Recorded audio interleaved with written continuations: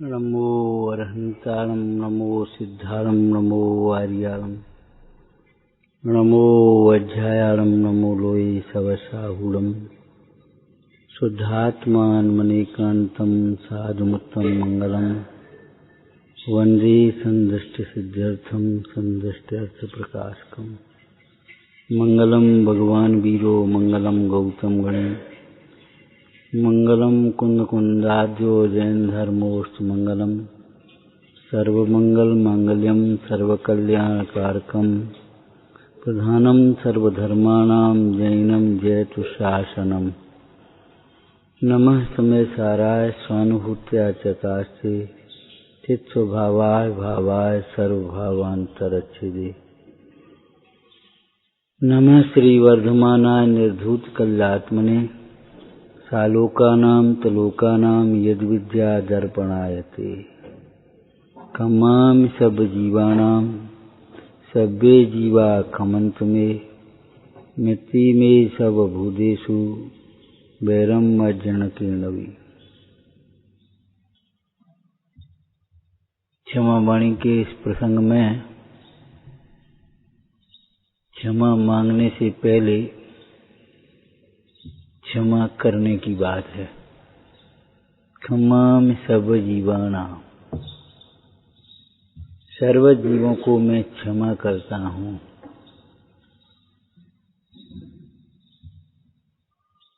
क्षमा कैसे किया जाएगा विचारना। पहले दिन की जो चर्चा है, सर्व जीवों में सिद्धत्व की स्थापना।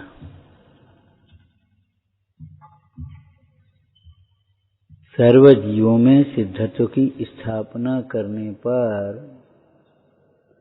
कोई जीव ने मेरा बुरा किया भला किया, ये भाव मिथ्या भाषित हो जाते। अज्ञान दशा में इसने मेरा ऐसा किया, इसने मेरा ऐसा किया, इस प्रकार के दुर्विकल्पों के कारण क्रोधादिक परिणाम उत्पन्न होते हैं। वस्तु स्वरूप का विचार करने पर एक द्रव्य दूसरे द्रव्य का कर्ता भाषित नहीं होता। तब किसी ने मेरा कुछ बुरा किया ऐसा लगता ही नहीं अपन ने। और स्वरूप दृष्टि में ये प्रसंग अपने आ चुके हैं बार बार विचारना। मेरा कुछ बुरा हुआ ही नहीं है, ये देखने की बात है। बुरा हुआ क्या है?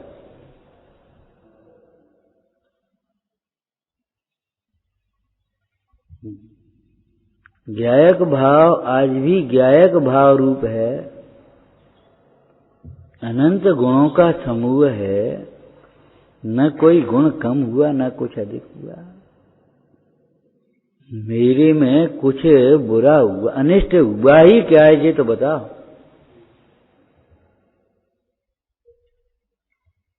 आत्मा में इष्ट अनिष्ट की कल्पना के लिए, विकल्प के लिए अवकाश ही नहीं है। अपने में ही पर से अत्यंत निरपेक्ष स्वयं में परिपूर्ण ज्ञान आनंदमय महातत्व देख तो सही। हुआ ही नहीं है मेरा बुरा कुछ। बहुत नुकसान हो गया, इतना समय चला गया अपना। लेकिन ठीक है, इतना समय चला गया, बात सच्ची है वो पर्याय की ओर से। लेकिन इतना समय चला गया, उसको देखने से अब लाभ क्या है ये बताओ। अभी हमारे पास अनंत काल है और इतना समय चले जाने से अब वो समय लौट करके तो आना नहीं है। आज भी पूर्ण तत्व है, उसको लक्ष्य करके आनंदित होना ही अपने लिए श्रेयस्कर है। इतना समय चला गया, अब चला गया तो चला गया, अब क्या करोगे उसमें। देखो, भवितव्य को भी सहज भाव से स्वीकार ही करो और कोई उपाय नहीं है। भवितव्य को बदलने में कोई समर्थ नहीं है। चला गया चला गया, लेकिन इतना समय चला गया तो अभी मेरे में से कुछ नहीं चला गया है, ये बताओ।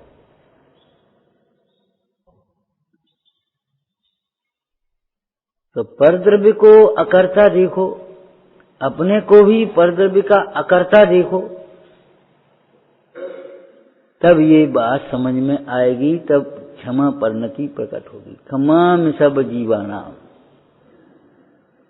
सराग भूमिका में, सविकल्प दशा में ऐसे आ जाते हैं अस्थिरता के दोष, ज्ञानी को भी आ जाते हैं। क्या बताएं, ये कहाँ फंसे हैं, ये तो सब अटकाने वाले हैं।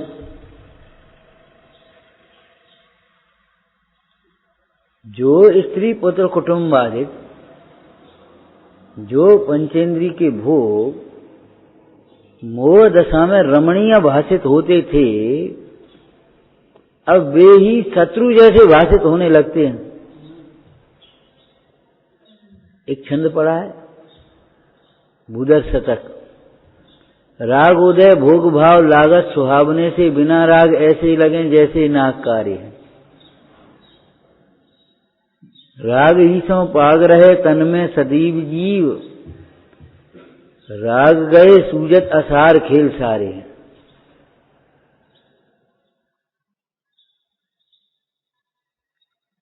वे ही जो अपने लिए शरीर की दृष्टि से देखने पर, इंद्रियों की ओर से देखने पर, राग की ओर से देखने पर अपने को इष्ट भाषित होते थे, आज उनमें इष्ट की कल्पना विलय को प्राप्त हो गई जब अपने को चैतन्य देखा।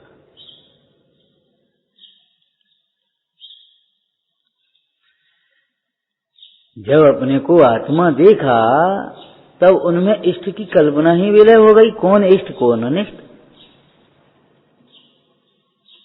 तो क्षमा में सब जीवानाम, सब जीवों को क्षमा करने का ये भाव है। कोई जीव को अपने सुख दुख का कारण नहीं देखना, कोई जीव को, कोई द्रव्य को अपने लिए इष्ट अनिष्ट रूप नहीं देखना कि मेरे लिए इष्ट है, ये मेरे लिए अनिष्ट है। बस क्रोधादिक भाव उत्पन्न ही नहीं होंगे। और जो होते थे वे मिथ्या भाषित होने लगे। मैं अपने स्वरूप को भूलकर दुख का वेदन करता रहा, इसमें परद्रव्य का कुछ भी कर्तृत्व तो नहीं है। अपने स्वरूप को लक्ष्य करके आनंदित रहूं तो कोई परद्रव्य बाधक नहीं है।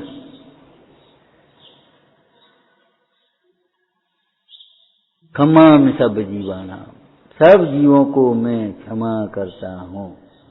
किसी भी जीव को मैं अपने लिए दुख का कारण नहीं देखता।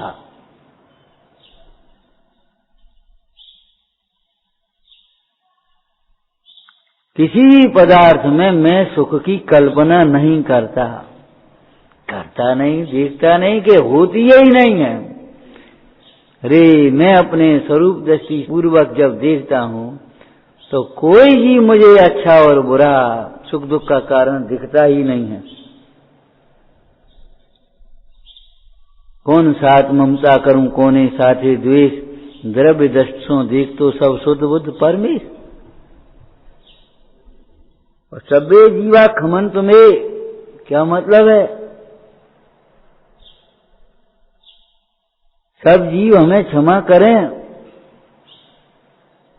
क्षमा करने का मतलब ये क्रोध कैसे करते हो, हम तो ऐसा करते हो जी, ऐसा कर रहे।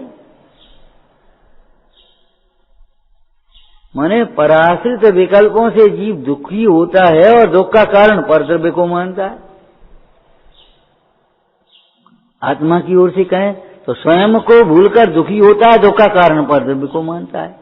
हे जगत के जीवो, तुम्हें सुखी होना है तो तुम परद्रव्य को दुख का कारण मत मानो। समाधि मरण के प्रसंगों में और दीक्षा के प्रसंग में प्रवचन सार जी में ये चर्चा आई। वो कुटुंबी जनों, तुम भी हमसे मोह छोड़ो। क्या करें, अब तो ये विदाई की बेला है। हम आत्मार्थ साधने के लिए अनाद जनक, अनाद जननी, अनाद रमणी के समीप जा रहा। तुम अगर मोह करोगे तो तुम्हें रोना होगा, दुखी होगे। मोह मत करो। पर्याय दृष्टि, संयोग दृष्टि, निमित्ताधीन दृष्टि, यही तुम्हारे क्रोधादिक भावों के कारण हैं। आकुलित भयो अज्ञान धार, अब हो निराकुल ज्ञान धार।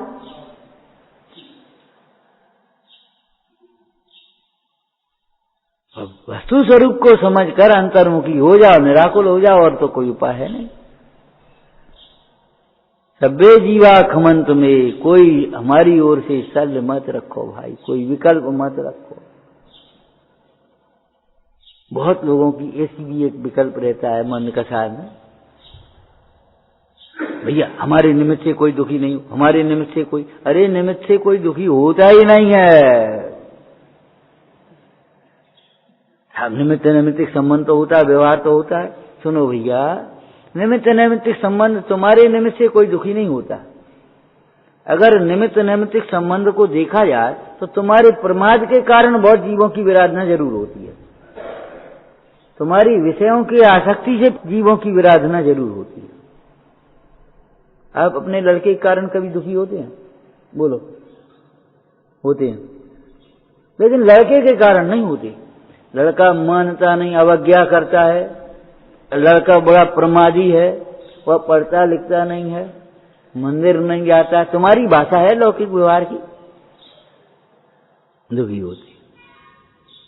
अब लड़का कहते हो हमारे कारण से पापा जी दुखी हैं, अब हम घर में ही नहीं रहेंगे। ये कोई वजह ही नहीं है।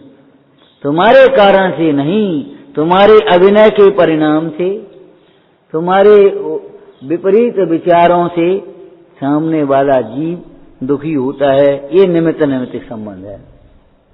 परमत योगात प्राण व्यपरोपणम हिंसा, जो तुम्हारा प्रमाद योग है वह उस हिंसा का कारण बनता है। अंतरंग प्रमाद अंतरंग हिंसा का कारण, बहिरंग प्रमाद बहिरंग जीवों की विराधना। अगर आप ये चाहते हो कि हमारे निमित्त से कोई दुखी नहीं हो, तो पहले तो ये मानता छोड़ो कि निमित्त से कोई दुखी होते हैं। एक बात। दूसरी, व्यवहारिक विषय भी अगर समझना है तो आप को ये मिथ्या दर्शन, अज्ञान आदि भाव छोड़ना चाहिए, फिर तुम्हारे निमित्त से कोई दुखी नहीं होगा।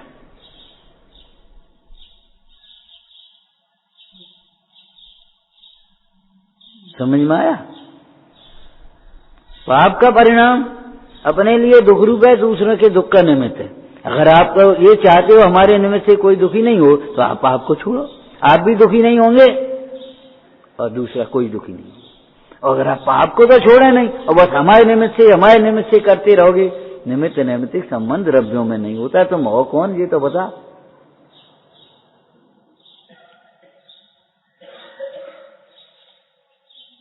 अगर तुम्हारी ये भावना है हम किसी के निमित्त से दुखी होते, ये मानना भी मिथ्या है, और हमारे निमित्त से कोई दुखी होता है ये मानना भी मिथ्या है।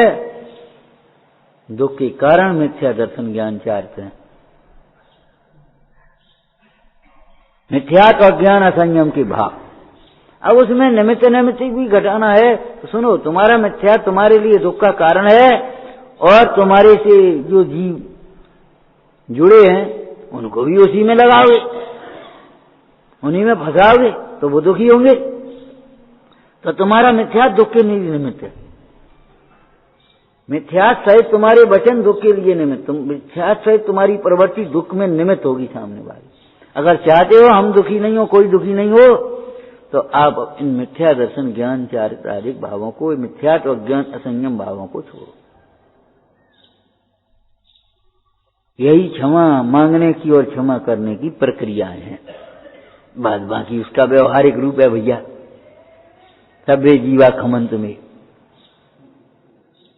सब जी मुझे क्षमा करें। इसका प्रयोजन क्या है? कोई क्षमा ना करे तो आपका कोई नुकसान है? क्यों भैया? अगर हम क्षमा मांगे और कोई क्षमा नहीं करे तो हमारा कोई नुकसान है? नहीं है। तो फिर क्षमा मांगने का प्रयोजन क्या है? कि क्षमा क्षमा सब ईशो कह के मन की शल्य नहीं, अपने मन की विशुद्धि के लिए क्षमा याचना का परिणाम है। देखो ज्ञानी जी, एक चर्चा पहले की थी, याद हो तो, ज्ञानियों से क्षमा मांगना ज्ञानियों का अनादर है, परमार्थ से देखना, और अज्ञानी से क्षमा मांगना अज्ञान है। क्यों? अज्ञानी के पास क्षमा है नहीं, वो करेंगे क्या बेचारे? अगर तीव्र कसाई से क्षमा मांगो तो उसका क्रोध और बढ़े, कहो तो वो बेचारा क्षमा का स्वरूप नहीं जानता तो वो क्षमा करेगा कैसे, ये तो होता। और ज्ञानी ने क्रोध किया नहीं है तुम्हारे प्रति, क्षमा करो, कैसे क्षमा करें?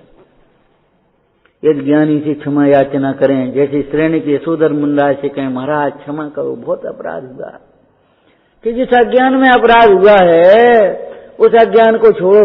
हमने तो तब भी क्रोध नहीं किया जब तुमने सर पर डाला था, हमने तो तभी, हमारे तो क्षमा ही थी। आप नहीं मांगो तो भी हम क्षमा करेंगे। आप हमसे क्षमा मांगने की अपेक्षा उस दोष को दूर करने के लिए प्रयत्नशील रहें, ये आपका कल्याण का मार्ग है। एक बात, हम क्षमा कर दें और हम उस गलती को, दोष को न छोड़ें, तो उस क्षमा, हमारी क्षमा से आपको क्या लाभ होगा? देखो, क्रोध दुख का कारण, क्षमा सुख का कारण, परंतु क्या? अपना क्रोध अपने लिए दुख का कारण और अपनी ही क्षमा अपने लिए सुख का कारण। आप क्रोध करो, क्रोध के काम करो, और हम क्षमा करें तो हमारी क्षमा हमारे लिए तो आनंद रूप है, हम दुखी नहीं होंगे। लेकिन आपको उस क्षमा से क्या लाभ होगा, ये तो बताओ, विचारना। अरे जिस दोष की क्षमा मांग रहे हैं उस दोष को आप हे जानो, नंबर 1 दूर करने का उद्यम करो, इस बात का संकल्प करो कि ये दोष हमारे जीवन में फिर न बन पाए। एक बात हो गई शरणान योग पद्धति से। दूसरी बात, उस दोष को दूर करने के लिए आप ज्ञानाभ्यास करो, निर्दोष तत्व ज्ञान का अभ्यास आप करोगे तभी वो दोष दूर हो सकेगा। समझ में आया? दोष को भिन्न जानो और अपने निर्दोष स्वरूप को भिन्न जानो। ज्यों-ज्यों आप निर्दोष स्वरूप का लक्ष्य करते जाओगे दोष छूटते चले जाएंगे। निर्दोष स्वरूप की दृष्टि से मिथ्यात्व का दोष तत्काल मिट गया, अज्ञान का दोष मिट गया, मिटा मिथ्या ज्ञान का, और अनंतानंदी कथा संबंधी दोष मिट गए सब। फिर जो उल्टे सीधे वचन, उल्टी सीधी चेष्टाएं होती हैं वे सब मिट गई। मिथ्यात्व, अन्याय, अनीति, अभक्त, ये सब मिट गए कि नहीं मिट गए? ये सब तुम्हारी प्रवृत्तियां। अगर आपको ये लगता है दोष की क्षमा मांगते हैं, केवल शिष्टाचार और औपचारिकता से काम नहीं चलना भाई। जिस दोष की आप क्षमा मांग रहे, काय की क्षमा मांग रहे? बहुत बार ऐसा होता है, हम देहाज बस भय से गलती हो गई, हम पूछते यहाँ क्या गलती हो गई है मालूम, बताओ, हमने कह दी गलती हो गई। गलती हो गई, उस क्या गलती हुई ये तो बताओ भैया, इसमें तुम्हारी क्या गलती? वो हम कह गए थे और वो काम नहीं हो पाया, तो नहीं हो पाया, इसमें तुम्हारी क्या गलती? न होते हुए कार्य को कौन कर लेगा, जल्दी कौन कर देगा, पीछे कौन करेगा, बताओ क्या गलती है? वस्तु स्वरूप को समझने पर सच पूछो तो गलती सही की कल्पना खत्म हो गई। परिणमन होता है, गलती और सही होता क्या है? अनुकूल कहें प्रतिकूल कहें, यह झूठी मन की विपरीत कल्पना है। तभी आप क्षमा मांग सकेंगे, तत्व ज्ञान होगा तो, और नहीं तो क्या। कई बार ऐसे प्रसंग भी बनते हैं कि सामने अपनी गलती कुछ समझ में नहीं आती और गलती हो गई, और कई बार ऐसा होता है सामने स्पष्ट गलती दिखाई दे रही है और चुप।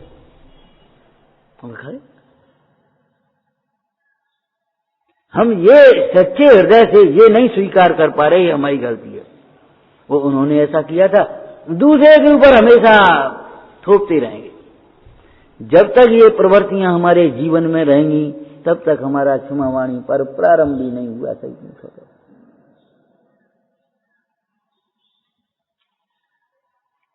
कभी ऐसी भाषा बोलते, कोई गलती हो गई हो तो क्षमा करो। हम आपसे कहते कभी वैद्य के पास जाकर इस भाषा को बोलते, कहो भाई कैसे आए, वैसे ही आए, वैसे तो हम ठीक है, और कोई भी तकलीफ हो तो आप दवा दे दो। कैसा पागल हो, ये क्या है कि कोई आपको दिखता हो कोई रोग हो तो आप दवा दे दो उनको, तो वैसे तो हम ठीक है, कोई बात नहीं हमको। आपको कैसा लग रहा है ये बात सुनने में? अटपटा लग रहा है ना? तो ऐसी भाषा आप बोलते तब विचारना जरा।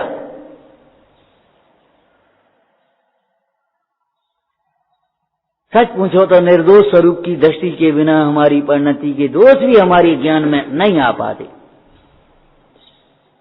कितने ही दोषों को तो हम गुण मान बैठते हैं। प्रसंग प्रसंग में हंसने का स्वभाव है, अरे बहुत अच्छा स्वभाव उसका, बोलो,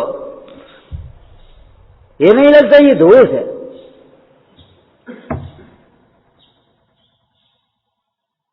जो संयोग मिलते हैं, जो पर्यायती उसे अपना मान बैठते, उसको अपने अनुकूल परिणमाने का भाव है, ये महादोष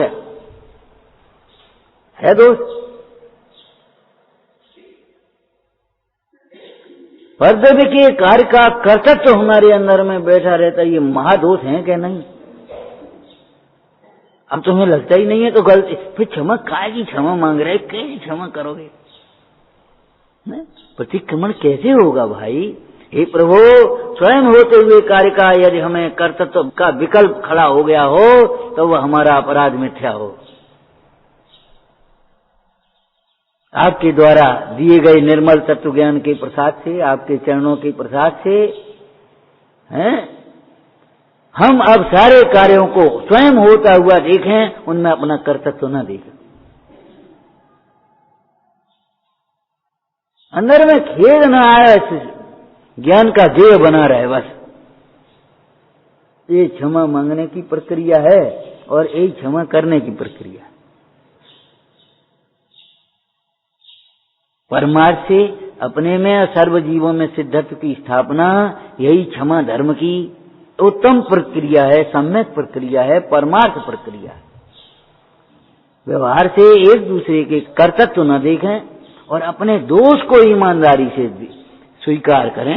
ये कर्तव्य का विकल्प दोष है, कर्तव्य होता नहीं, लेकिन ये जो अभिप्राय बैठा रहता है, हम तो कमाते कमाते परेशान, हम तो समझाते समझाते परेशान है, तुम बस समझना ही नहीं चाह रहे। तो समझाना क्यों चाहते? समझ जाओ कि एक द्रव्य दूसरे द्रव्य को समझा सकता नहीं, तो क्या करें बताओ? ईमानदारी से हम अपना दोष देखना सीखें तत्व ज्ञान के प्रकाश में।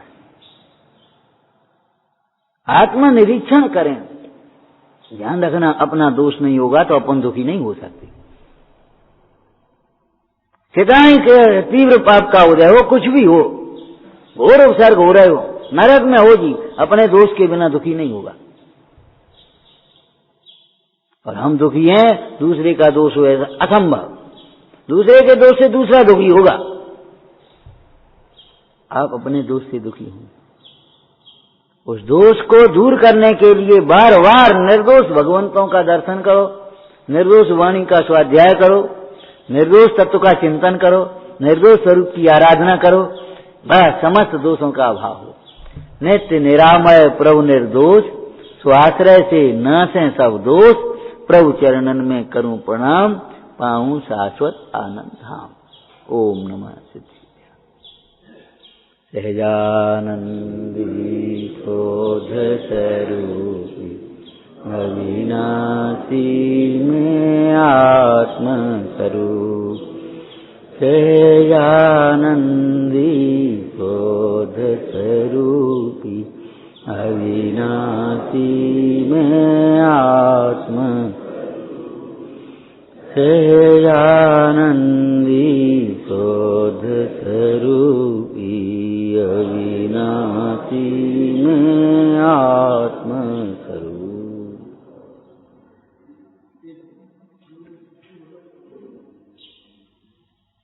हमारे जीवन में जब सत्यों का चिंतन आता है तभी हम सही क्षमा कर पाते हैं और दे पाते हैं। ऐसे मंगल प्रेरणाएं में मिली